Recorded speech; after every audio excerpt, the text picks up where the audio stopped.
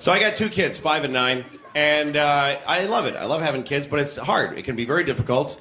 One thing that's difficult is that they are very different ages, 5 and 9, very different developmental stages. And I have them to myself when I have them. My ex-wife and I split custody. I'm with them half the week. I have to find things that the 3 of us can do together. Now, my 9-year-old can do a lot. She's got a lot of skills, a lot of things she can do. The 5-year-old, not much good at anything, really. And that is not to put her down. She's 5, but she's shitty at pretty much everything. So we can't do things that outclass her abilities. So we have to be all dragged down to her shitty skill level. We're like 3 5-year-olds of different sizes, basically. Because nothing. Let's go for a bike ride on the river. I'm not very confident on my bicycle. Okay, let's just sit and play the card game where no one loses.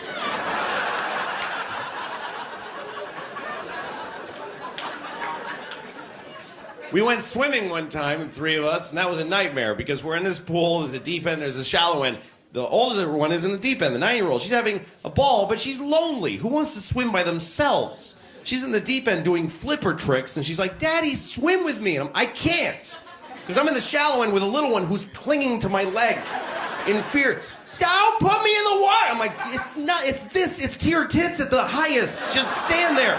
It's fine. No, I'm gonna drown. There's sharks. Why would I lie to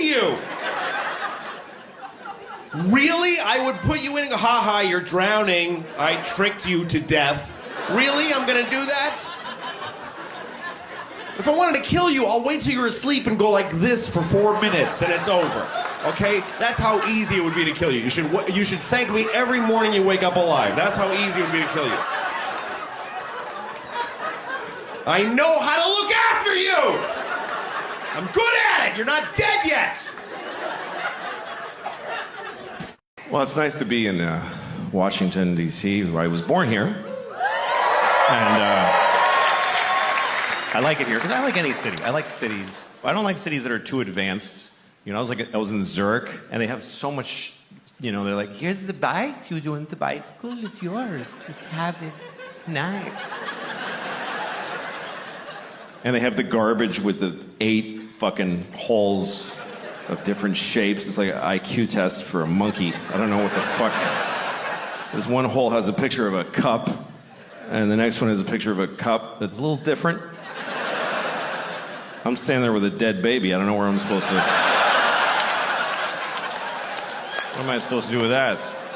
It doesn't go in the newspaper slot, but otherwise I don't know.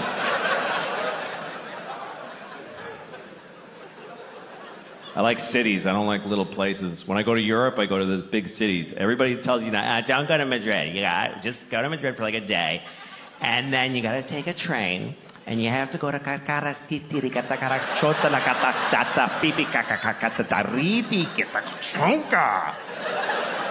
It's a beautiful little old village. And you're gonna love it. Fuck you, you don't know me. I'm not gonna love a village in Europe with a bell that goes pang, like whenever. And a dog walking alone.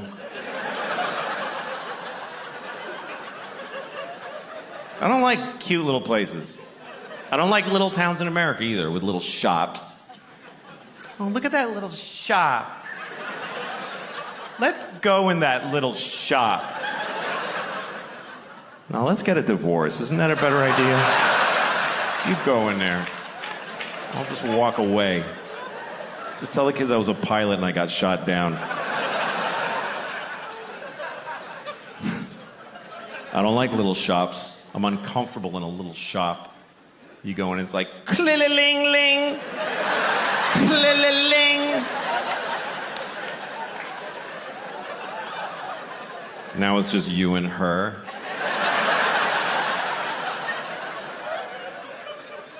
You're surrounded by her dream.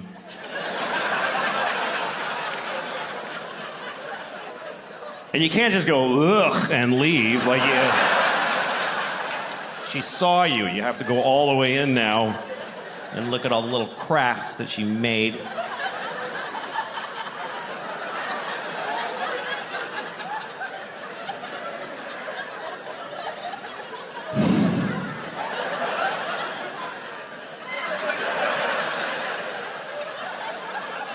You made this? Really? You made this instead of killing yourself?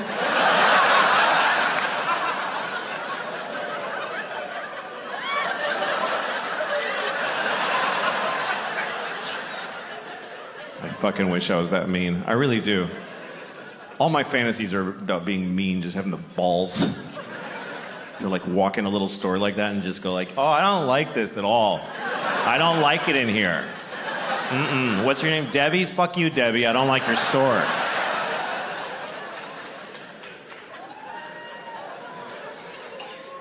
I was in Florida recently. I don't like Florida at all. That's a shit state full of shit people. That's what I think. I hate Florida. I hate it. I hate the whole thing. The entire. It looks like it doesn't look like a dick. People say that. It looks like a shit coming out. If you look at it, it's like America's ass. And it's a shit that's just that you're trying to. And there's a little. Cuba's like a little. That came first. That's what I think of Florida. Every time there's a hurricane, I'm like, yeah, get them all, Melissa. No, I don't mean any of that. It's just fun. It's fun to pretend. I was in a sushi restaurant in Florida, and it was empty. You ever go in a restaurant and it's open, but you're literally the only person in there. You walk in, the staff is like sitting at the tables, you know, and you walk in, you're like, "Are you open?" They're like, "Yeah," and you go, "Oh, good," and they're like, "Oh, we gotta fire up the whole fucking restaurant for this one guy now." So I ordered a lot of sushi because I felt bad for wasting their time, and I didn't eat most of it because I don't like sushi. And so the waitress comes over. She's Japanese, and she says, "You know Finnish?" Which is what she said. I'm not. It's just what she said. I'm not gonna change what she fucking said. I'm not gonna lie to you and say that she said you're not gonna finish that, because it doesn't happen to be what she said. And I have to do the accent, because it's weird if I tell you that she said, "You know Finnish?" So I'm stuck. I'm just telling you what happened. She said, "You know Finnish?" "Do you know Finnish?" It's exactly what she said. It's a perfect replica. No, it was subtle. She said, "You know Finnish?" And I said, "No, I know Finnish."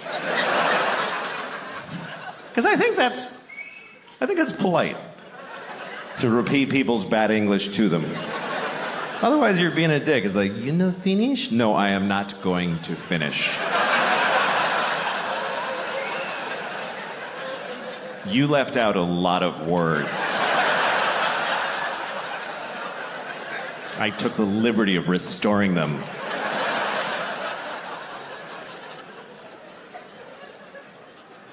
I was in upstate New York in a small town, and I was standing in front of a drugstore. And in the window of the drugstore, they had a wheelchair on display in the window.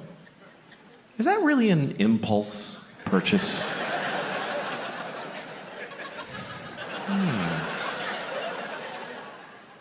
I should get a wheelchair.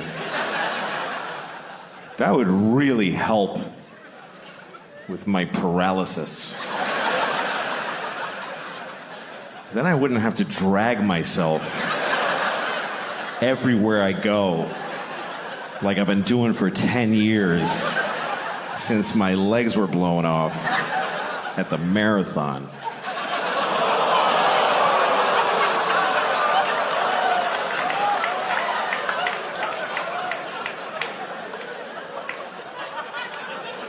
Okay. A bunch of fucking hypocrites, apparently. Because, let me point some out to you. Motherfuckers. You were just, like, seconds ago, laughing at a man with no legs crawling on the ground. You're just... And then at the end, you're like, "Oh, but not those particular legless people." No. We thought you meant just some asshole with a childhood disease. who deserves to be laughed at. Not one of those. Well, how was Christmas with them? Okay, Christmas was, it's a lot of stress. Yeah. It's really hard because the pressure is enormous. I have 2 kids. Right. And it has to be great. Right. And it has to be even. Like, one kid can't have a better Christmas than the other one. Yeah. So you keep upping the ante. The pressure is so much. I start getting a stomach ache, like in November. I start getting really anxious about Christmas. Right. And this year it got to be like December 5th, I had got nothing for either of them.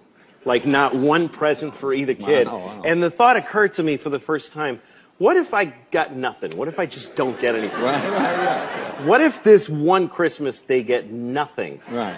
Not very little, but zero. Right. Just stuff up the chimney and don't buy nothing. Right. And just they come down and there's just nothing. Right. And they're like, what? I'm like, yeah, just there's nothing here, girls. And they're like, did Santa come? Well, if he did, he didn't leave anything. Not for you.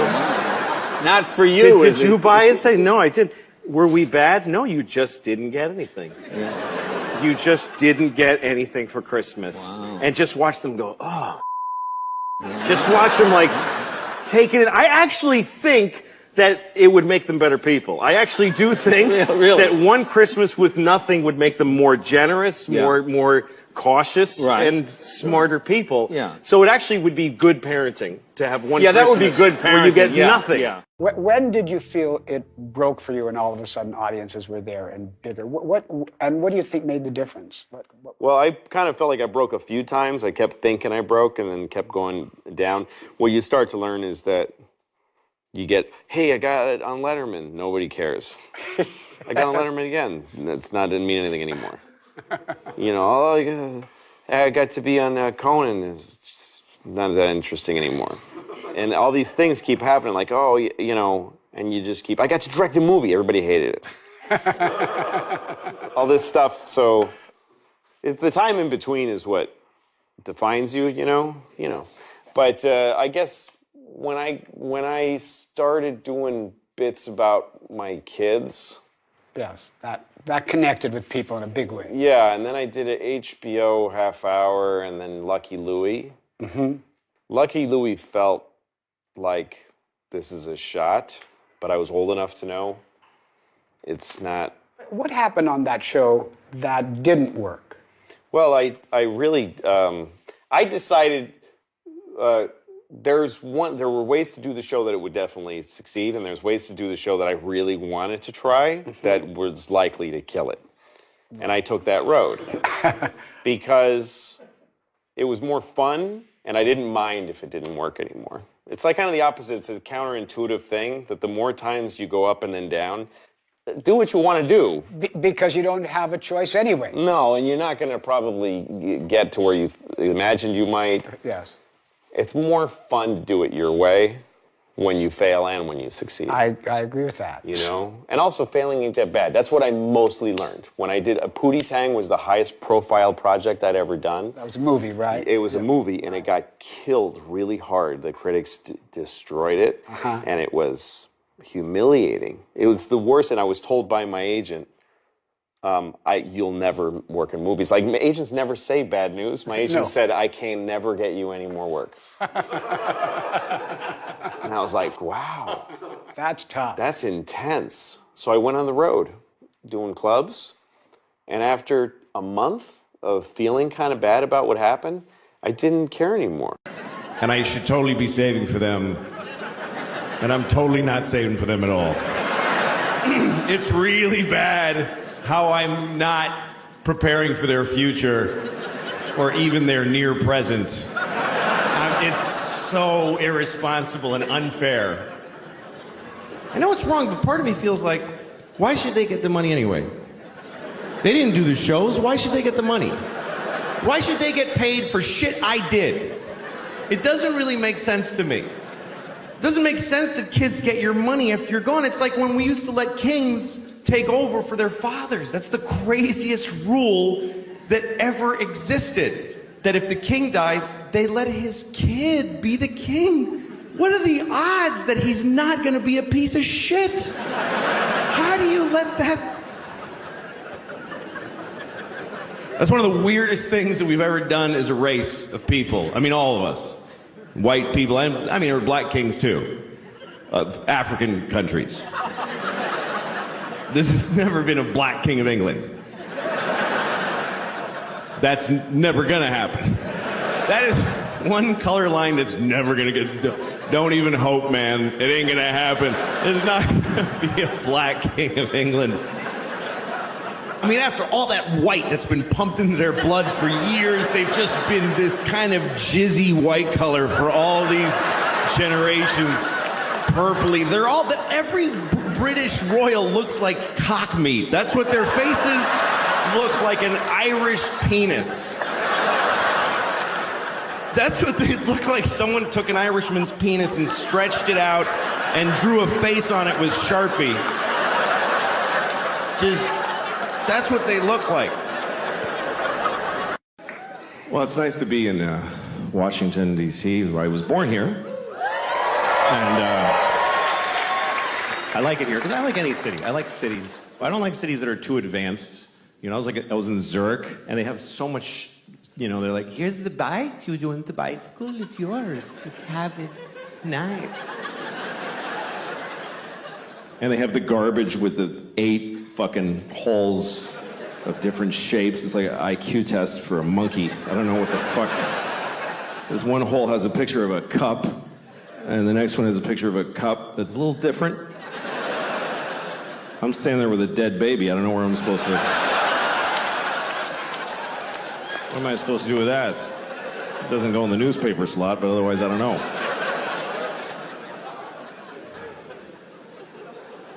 I like cities. I don't like little places. When I go to Europe, I go to the big cities. Everybody tells you, don't go to Madrid. Just go to Madrid for like a day. And then you got to take a train. And you have to go to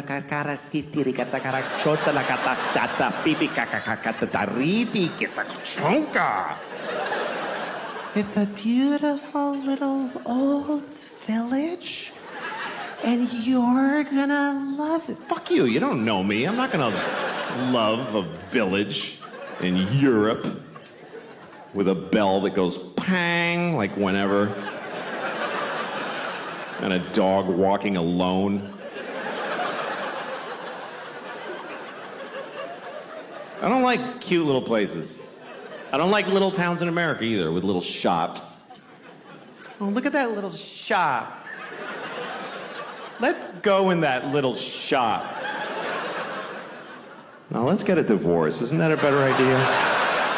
You go in there. I'll just walk away. Just tell the kids I was a pilot and I got shot down. I don't like little shops. I'm uncomfortable in a little shop. You go in and it's like, clill-a-ling-ling, clill-a-ling. Now it's just you and her.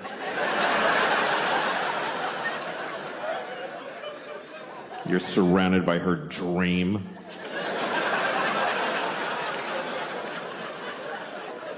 And you can't just go, ugh, and leave. Like, she saw you. You have to go all the way in now and look at all the little crafts that she made.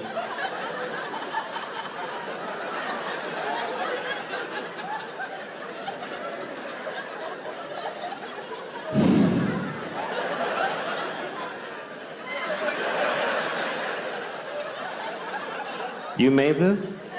Really? You made this instead of killing yourself?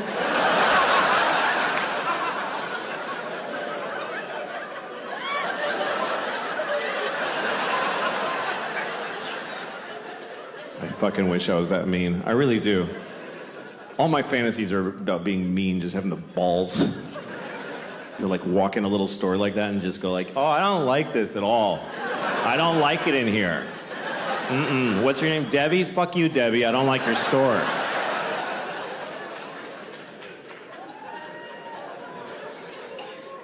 I was in Florida recently. I don't like Florida at all. That's a shit state full of shit people. That's what I think. I hate Florida. I hate it. I hate the whole thing. The entire...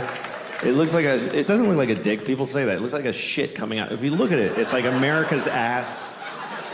And it's a shit that's just, that you're trying to And there's a little, the cube was like a little that came first. That's what I think of Florida. Every time there's a hurricane, I'm like, yeah, get them all, Melissa. No, I don't mean any of that. It's just fun.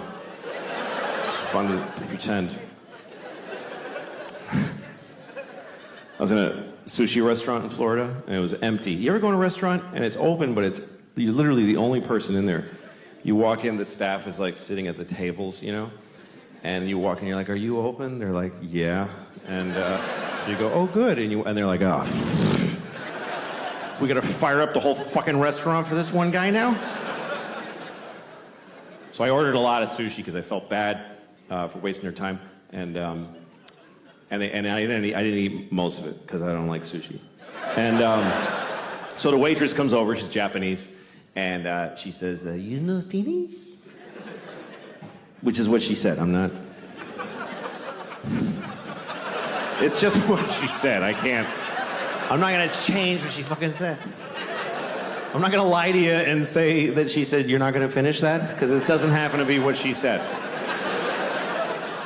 And I have to do the accent, because it's weird if I tell you that she said, you know Finnish? So I'm stuck. I'm just telling you what happened. She said, you know Finnish? Do you know Finnish?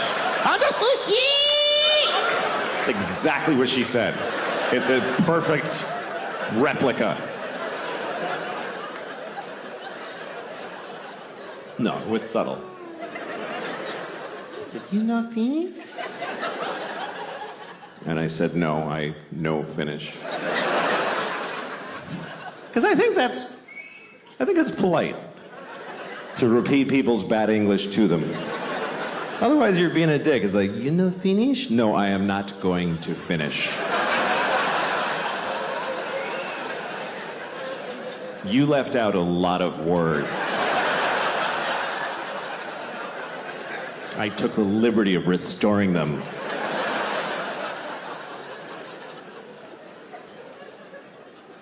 I have a new friend, which is weird. I'm 43, and I'm a father. I'm divorced. I have a new friend, and it makes me a little sick to my stomach. I don't like it. You ever make a new friend? Young people make new friends easy because you're just young and you're fabulous. But I'm 43, and when I'm starting to make a friend, it's creepy. It's creepy. Like, I hung out with this guy who I don't know, and then I was like, I'm inside my head, I'm like, I want to see him again.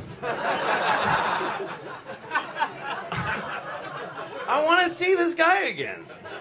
If I just let him go, I'll never see him again. I need to say something. And I felt so sick. Like, I felt so disgusting. Why did it bother me so much to say to this fella, I would like to see you again?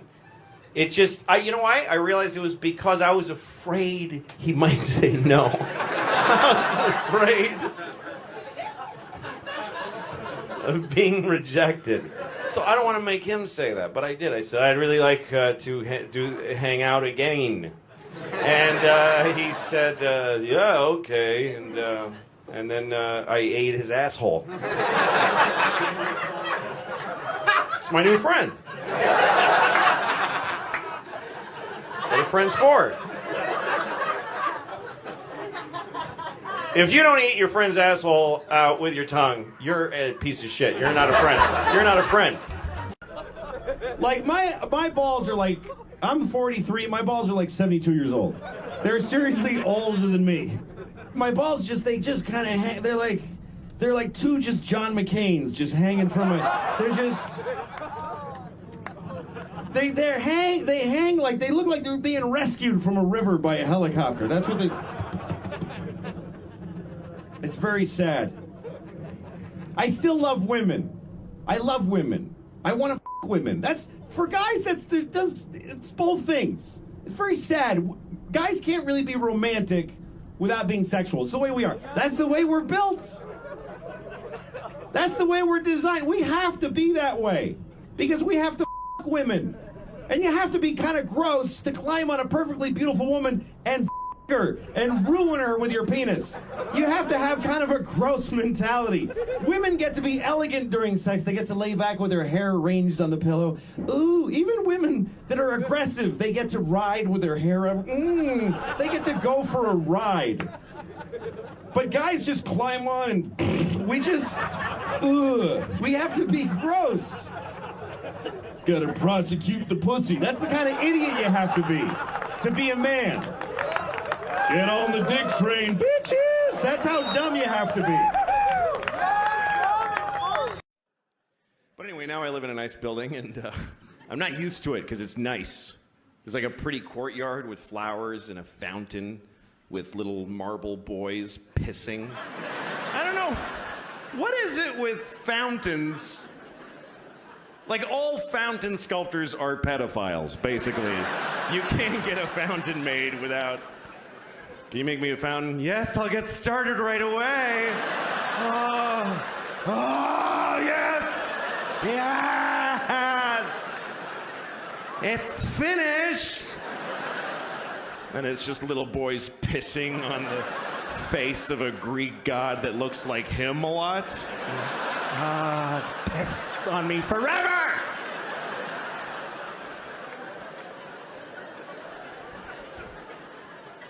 Anyway, there's one of those in the courtyard of my building. And my first week in the building about a year ago, I went down to the courtyard for the first time. And I didn't look too good, you know? It was a Sunday morning. That's my least presentable hour. There's a lot of, just stains, just like, food and me and whatever. And so I'm sitting there. So, shut up. Oh. Anyway, so there I was. I'm sitting on the stone bench of this courtyard and feeling a little out of place. There's these fancy doormen and stuff. And then there's this guy looking at me. I notice he's looking at me from across the courtyard. And he's all spiffy looking. He's got brown shoes and he's looking at me like, I could tell he was thinking I don't live in the building. He thinks I just wandered in off the street and sat in the courtyard. I could tell he's thinking of coming over and dealing with me on his own. And I'm sitting there thinking like, oh, please do that. Yes, please, come on. And I'm trying to look even more gross. And I'm like pulling up my shirt. And then I see him go, oh, no, that's not going to do at all. And he comes over to me. And I'm like, I'm so excited to have this thing. The confrontation where I'm not wrong at all. And he thinks I am. So he comes over, says, excuse me, do you live in this building?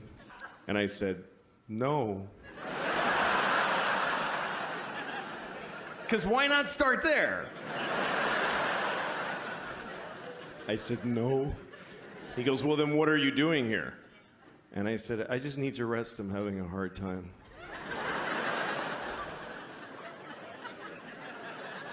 He says, this is private property. And I said, well, I don't really believe in that. Just the worst things I could say from his point of view is basically all the things I was saying. And he goes, well, if you don't leave, I'm going to talk to the doorman. I was like, can I just stay like 5 more hours? So he's, no, and he goes over to the doorman. And I see him talking about me to the doorman like this.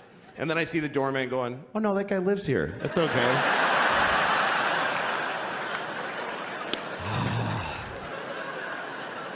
And the look on his face, it was just so, it was this beautiful cocktail of anger and confusion. It's like I had invented a new way to hurt somebody's feelings. That's how excited I was. He was so angry, he came back. He came back to me. He said, why didn't you tell me that you live here? And I said, because I don't have to tell you anything ever. Right?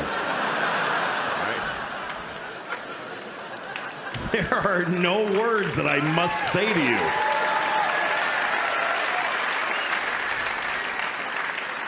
Also, I didn't want to ruin your thing. That's your favorite thing you were doing. You love that!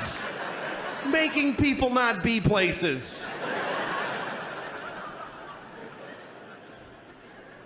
Also, I make more than you. I just don't give a shit about myself.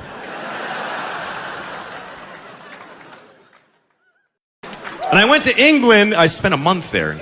I liked England. Everything's different. I mean, that's obvious, but some of the differences were cool. I like the money. The money, instead of a dollar bill, they have the pound coin. And it's a coin, and you throw it on the counter. It felt kind of cool, like the old West. Like going to, being on the dusty trail. You see a saloon, so you walk over with your horse. You throw the rope vaguely at the pole outside. The thing they do.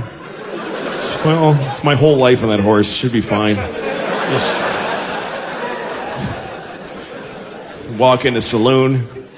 Give me a beer, and a bottle of whiskey, and a room for a week, and steak dinner, a shave, and a haircut, and a bath, and some new clothes, and a hat, and some boots, and some oats from a horse, and a woman. Here you go. Ping! That's all. One heavy coin. You're fine. Nobody adds up all those things you mentioned.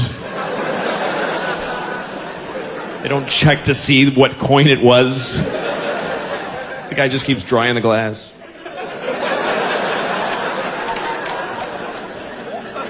Things were very vague back then. Things just cost money. Hey, how much is that? Money.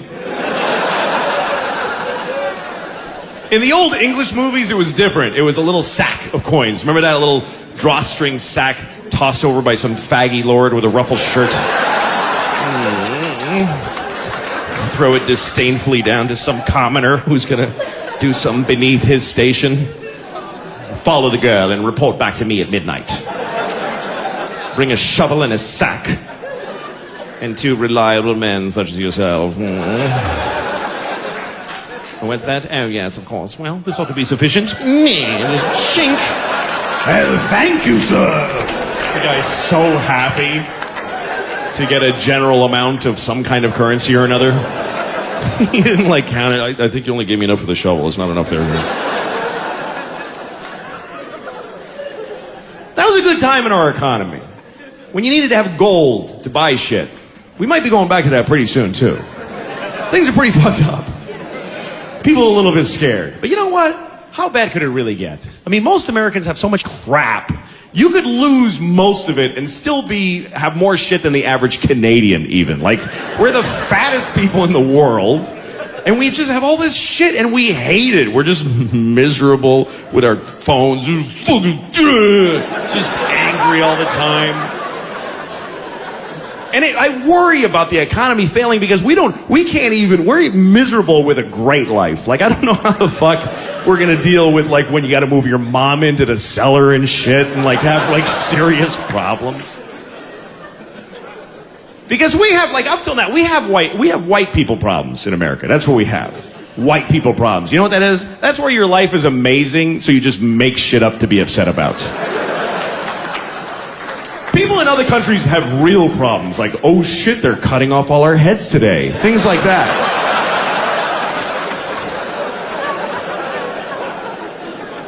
Here we make shit up to be upset about, how come I have to choose a language on the ATM machine? It's bullshit.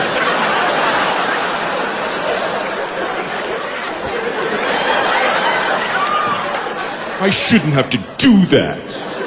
I'm American. God, the shit we bitch about. I called American Airlines and I got a Pakistani lady. And she was in Pakistan. Only people near my fat white body should have jobs.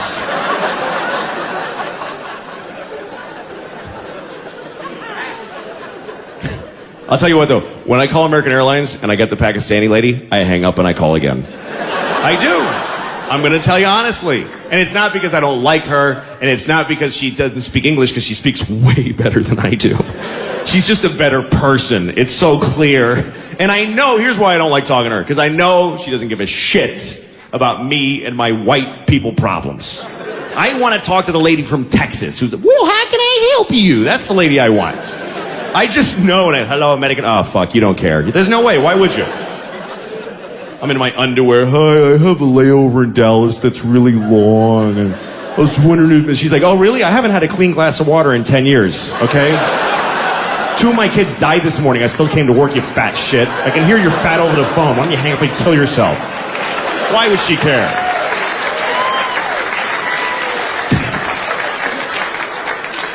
But we just, God, standing at the ATM. I can't believe they're making me go like this.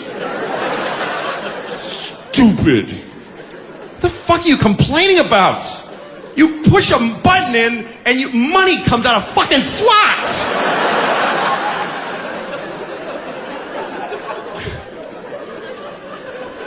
It didn't used to be that way. When I was younger, you had to go in the bank. Remember that? You had to go inside the bank. Now you look in the bank, you're like, what are those people doing in there? Are they cleaning? The money's out here.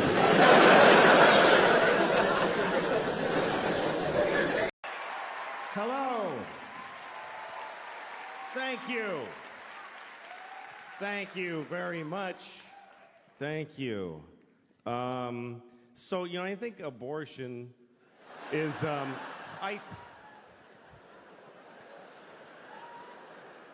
here's what I think. This is what I think.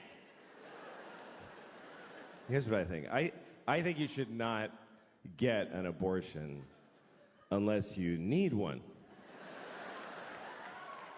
In which case, you better get one. I mean, seriously. If you need an abortion, you better get one. Don't fuck around. And hurry. That's not getting an abortion that you need is like not taking a shit. That's how bad that is. It's like not taking a shit. That's what I think. I think abortion is exactly like taking a shit. I think it is 100% the exact same thing as taking a shit. Or it isn't. It isn't. It's either taking a shit or it's killing a baby. It's only one of those 2 things.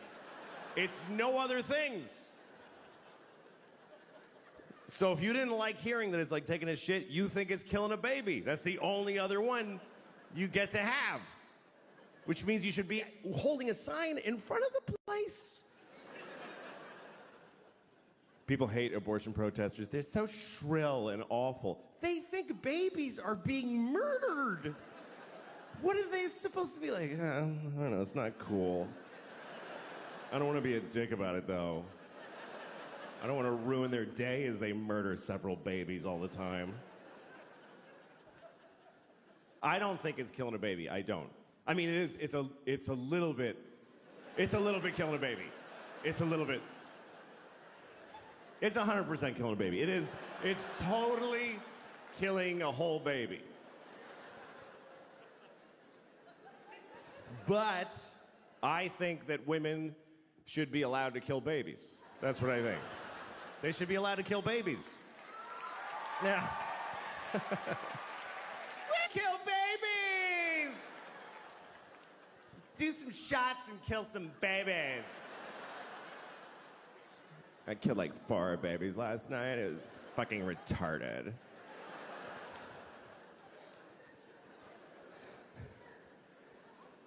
I just think it has to be one or the other. You know, like when people say abortion should be legal, safe, and rare. Why rare if it should be legal?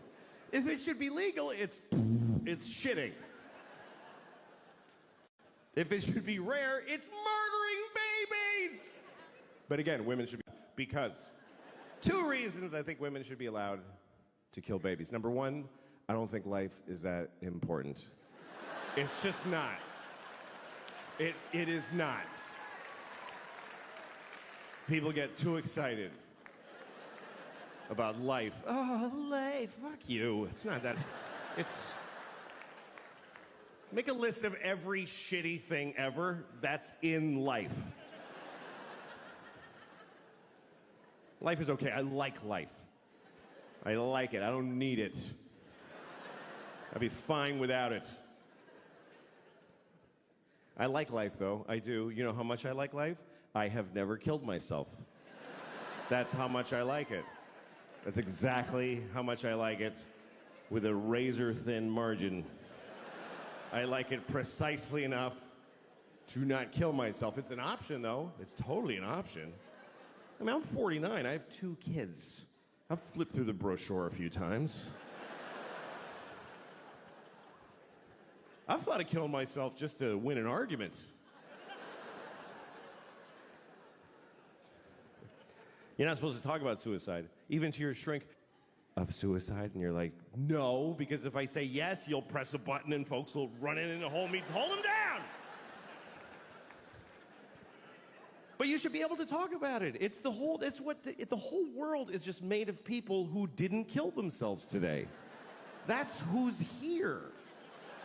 Is all of us that went, okay, I'll fucking keep doing it. It's because it's an interesting thing about life. Life can get very difficult, very sad, very upsetting, but you don't have to do it. You really don't have to do it. You don't have to do anything. You never have to do anything because you can kill yourself. If they send you a letter from motor vehicles, you have to come in and, no, I don't. I'll kill myself. You can do that. You can do that once. But you can do it.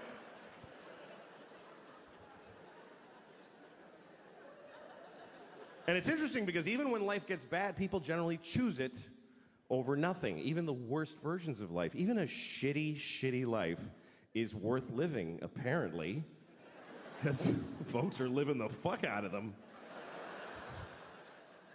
You ever seen somebody, you're like, he should kill himself. Why? You ever been driving and you look in the next car and you're like, oh shit, I wish I hadn't looked in that car. That was difficult to glance at, let alone being it. Just a guy in a tan car. Nobody chooses tan. Nobody picks tan for their car. They give you tan. Is that mine? Yeah, it's yours, fucking loser. Made it tan. They shouldn't even make tan cars. It's mean to make them. You look over, you see a guy in a tan car with just dents all over it and a garbage bag for a window.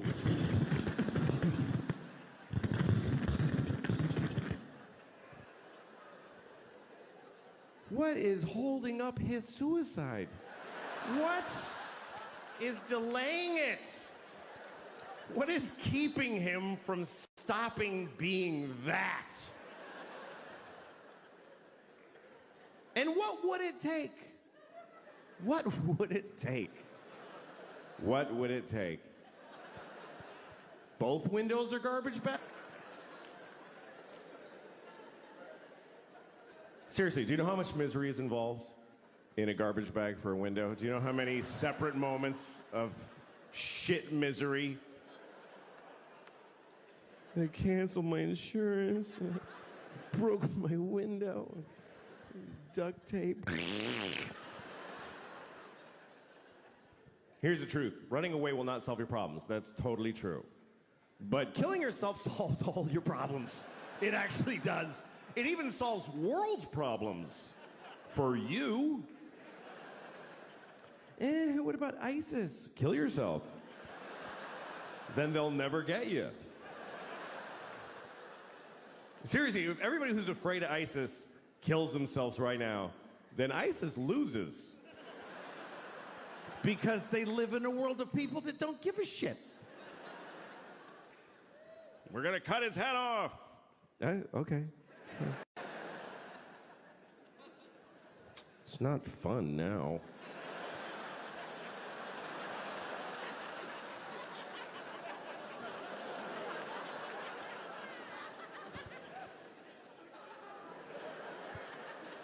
I think the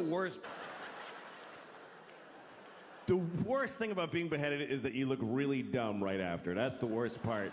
They go like that, you're like, just that's fucking dopey. I don't think they like beheading bald people because they can't do this thing. That's the best part. They gotta go like this. It's not as cool. So just shave the top of your head and you won't have to worry about it.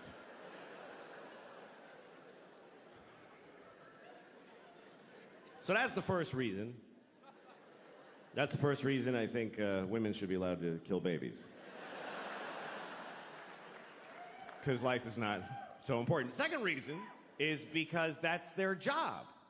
Women have to decide who lives and dies. That's because they're the female of the species. In the reproductive arena, that's what the female does. They are the selectors. They have to decide this. We give them this responsibility when we fuck them. We go, here, you decide what to do with this shit.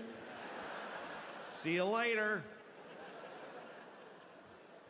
And she has to figure out if you should have kids, if she should have. That's her job. Because women have judgment. Men have intent. Men just want to spray the world with their cum, just mist. More of me!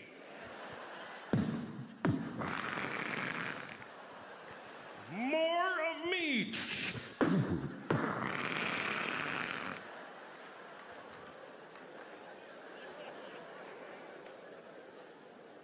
It's her job to go, that's enough of you, I think. No, that's really enough.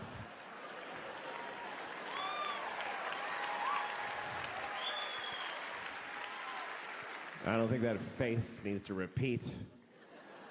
I've seen your father, and it's not getting better. And sometimes she doesn't realize this until after you fuck her. That's actually when she really knows, is when you're like, yeah! And she's like, I'm not having this piece of shit's baby. And that's why abortion is the last line of defense against shitty people in the species. So we need them to abort every shitty baby. I mean, all animals do this. Animals do it late. Eat this one.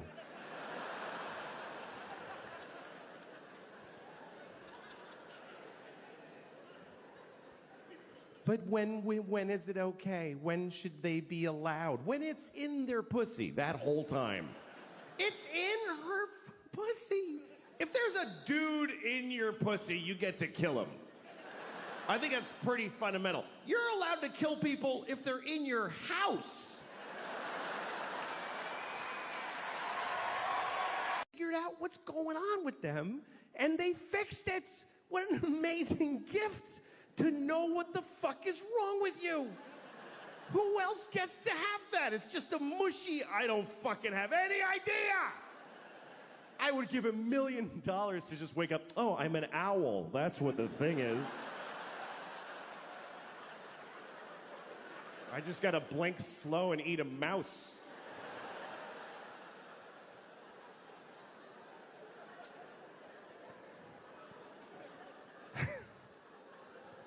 Because life is very confusing. Even I'm 49 years old and I haven't found a cruising altitude to my identity. I'm still fucking confused. I get new feelings and they upset me. I don't like new feelings. I want to know what I like and get it and just die. That's what I want to do at this point. Like, I have a weird relationship with this movie that's on cable sometimes. It's called Magic Mike. You ever seen this movie? Magic Mike. For those of you watching this on video many years from now, Magic Mike was a movie about male strippers starring Matthew McConaughey and Channing Tatum when it was made, from whatever you're watching. But anyway, we had a whole other thing going on. This building's not here anymore. But you're watching it on a dusty thing, and it's all rubble. And you're watching this. I don't know why you're watching this out of everything. But when things were real easy, we made movies like Magic Mike. It's just a nice movie about men who strip. And every time I'm flipping around and it comes on, I always stop. And then I play a little game of chicken with this movie. I stop because it's a good movie. It's well made. directed by Steven Soderbergh, good director. And so I get into it, I get into the story, and then they start stripping. And then I start having all these feelings. My face gets a little hot. At first I just get hostile for no reason. I go, fucking hate.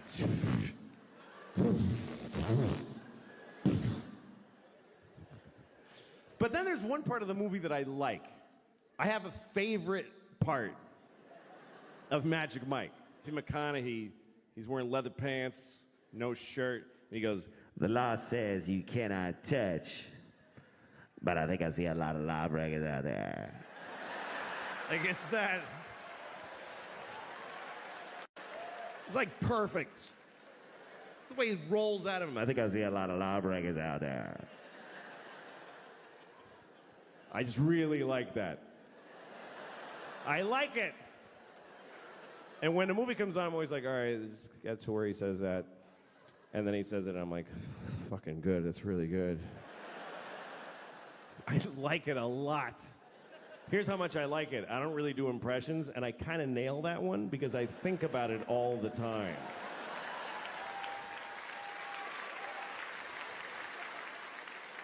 I'm walking around my house like, law says you can't touch. Law says you can't touch. And I go up to my dog, But I think I see a lot of lawbreakers right here.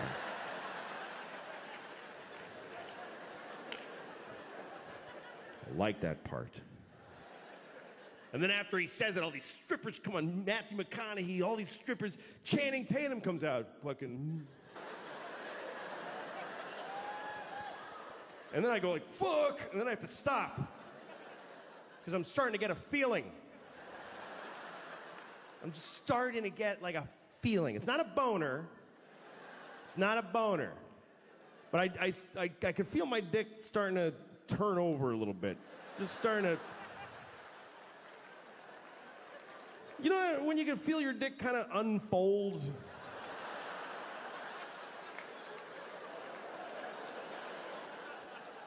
It's like a pool toy that's been blowing up for a while.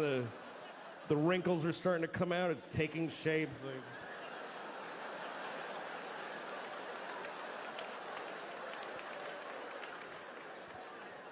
Just that early. My dick's just waking up.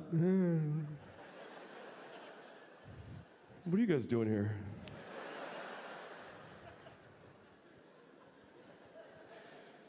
Anyway, I will never watch the whole movie. I've never seen Magic Mike in its entirety because I don't want to see it. I don't want to see the end of Magic Mike. I know what the end of Magic Mike is. I'm pretty sure that the end of Magic Mike is that I'm gay.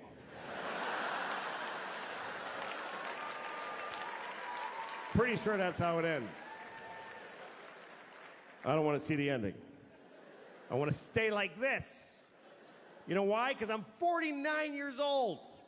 I don't want to enter the gay community now. This is not the version of me that's going to have an awesome time as the new gay guy. So fuck that. And that's my right, by the way, because that's about me. That is my life. I would never discriminate against another person for being gay. I wouldn't dream of it, but I have every right to oppress and discriminate against my own possible budding homosexuality. That's mine to just violently push down. Like it's a dude I'm trying to make blow me right now.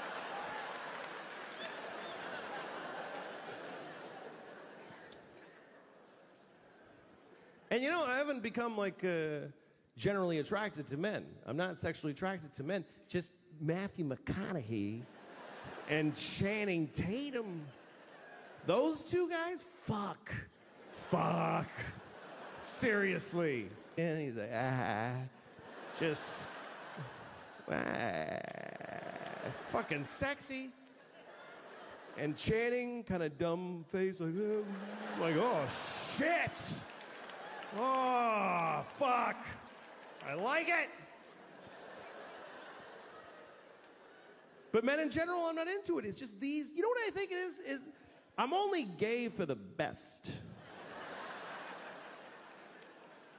I'm top shelf gay.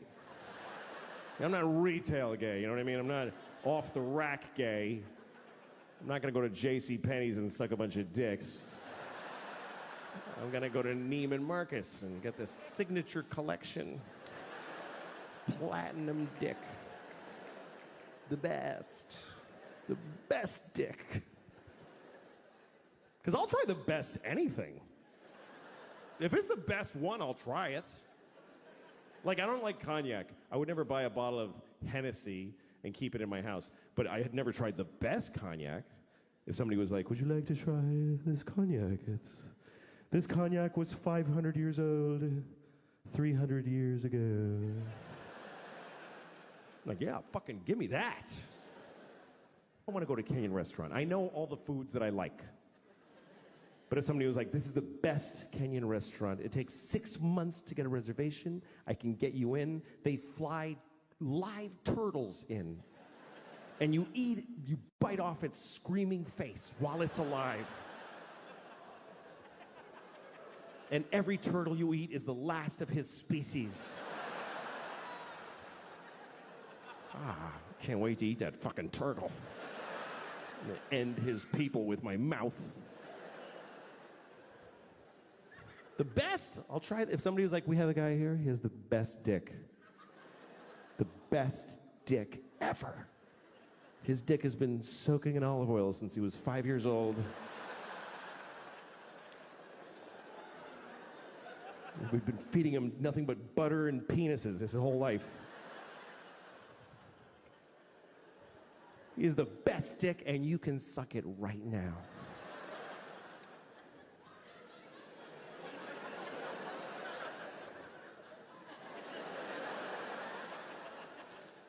Well, let me see it. Can I see it? Can you take it out? It's my favorite thing now. Fuck, I shouldn't have looked at it. Let's bring it closer. I don't know what I'm going to do, but bring it closer, please.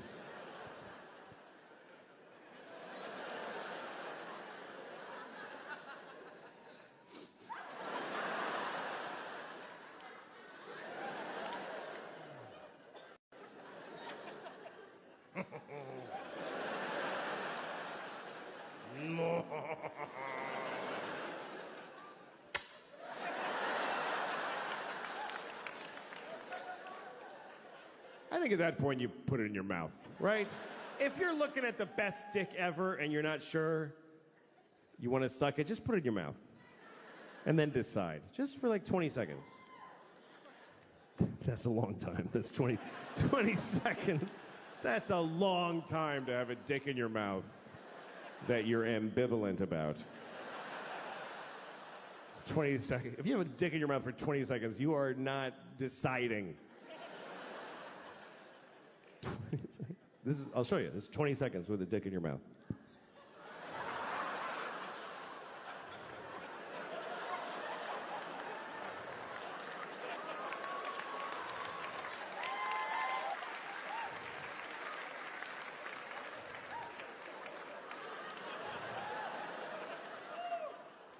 Nah. Yeah. I decided not to suck that dick. That's been in my mouth all day.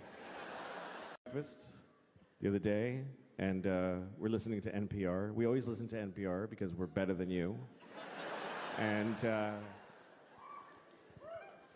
so we're listening to NPR at breakfast the other morning, and there's this one story where they kept using this phrase. They kept saying 9/11 deniers. They kept saying that. 9/11 deniers. And my daughter was like, what is that? And I said, well, it's a group of people that think September 11th was a conspiracy. And she said, oh, I thought they were saying 9/11 deniers.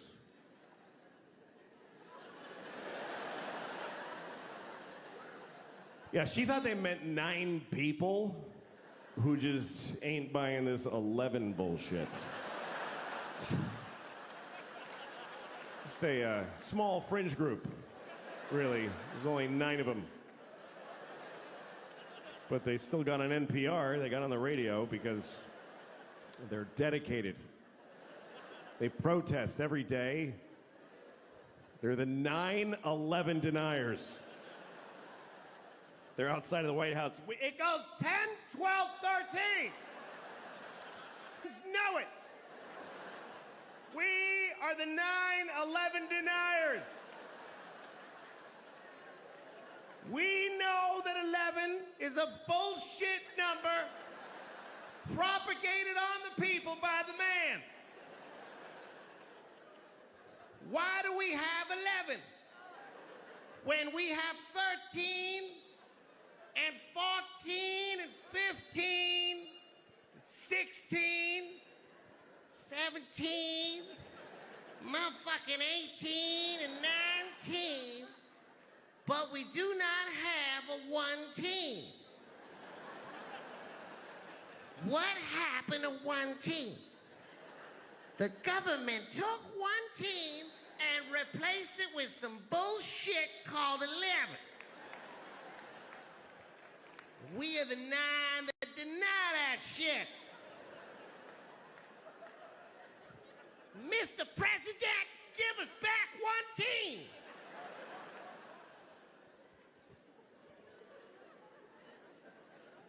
I don't mean to offend any Chinese people with the stereotype, but... That's right, I'm Chinese, motherfuckers. I lived in Shanghai. I'm Chineser than a motherfucker. I'm a chopsticks and whatnot. Ha! All right. I'm sorry. Here's the thing. Stereotypes are harmful. That's the truth. But the voices are funny. And I don't know how to reconcile those two facts. I enjoy doing the voices, but they're offensive, so I do them at home. I used to do them for my kids when they were little. They liked them. They didn't know it was a race thing. They just enjoyed, Daddy, do the friendly man. You want me to be the friendly man, little girl? We love the friendly man. He loves little white girls, too. Let's have some scrambled eggs.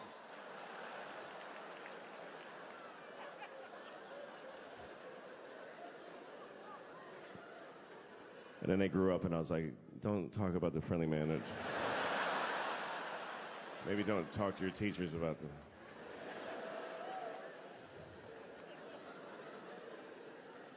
My kids go to public school in New York City, and send your kids there then. Teach them that that's what life is like. The teachers amaze me because I don't know. This is the worst. Here's the worst thing about this country to me is that there's no more noble profession than to be a public school teacher. It's easily. Please don't. You're not gonna like it. You're not gonna like where it's going. I don't recommend clapping at any things. You'll regret it at the end of the thing. In a democracy, there's no more noble contribution you can make than to teach in a public school. And in this country, the people that do that, they're fucking losers. They're just rock bottom fucking losers.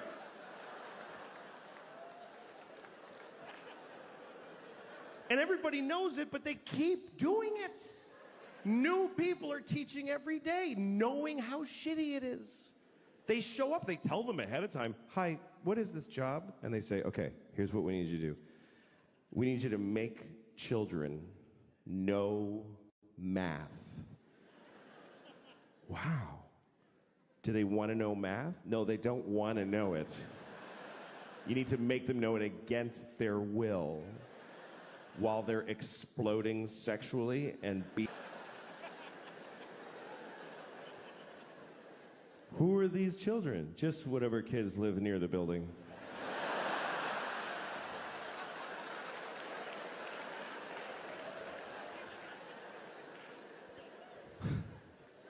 How much do I get paid? About $10 every 4 years. What if I get really good at it? What happens? Nothing. Nothing happens. Nobody notices, and you get fired, and you die alone. Okay, I'll try it for 25 years. My daughter's learning about Greek mythology, and she was asking me questions about it. She was like, Daddy, who's Achilles' mother? I said, I don't fucking know. Don't ask me that shit. I don't know who Achilles' mother is. Don't yell it out if you know it, please. It can't be amputees. Nobody cares what you know. She had a question about Achilles, and it was an interesting question, and I'll tell it to you. But first, the story of Achilles, real quick. Achilles was a baby. He was a Greek baby, and he didn't stay that way. But when he was a Greek baby, his mother, who was a goddess, took him into the river Styx, which is at Hades, the land of the dead, and she dipped him in the water of the river Styx because there was a magical quality to that water that it would make you impervious of any harm. You couldn't be hurt. It was like a shield, right? So she dipped him in that water to protect him. But she held him by the heel. That's the important detail. Held him by the heel, which is an awkward way to hold a baby. By the heel. Try holding a baby by the heel and dipping it in a river. You will never see that baby again. I lost the baby in the water. I was trying to wash him and he fell in the river. I'm sorry, Miss Achilles, I lost your baby. You told me to hold him by the heel. He sleep. Achilles' mother's Mexican.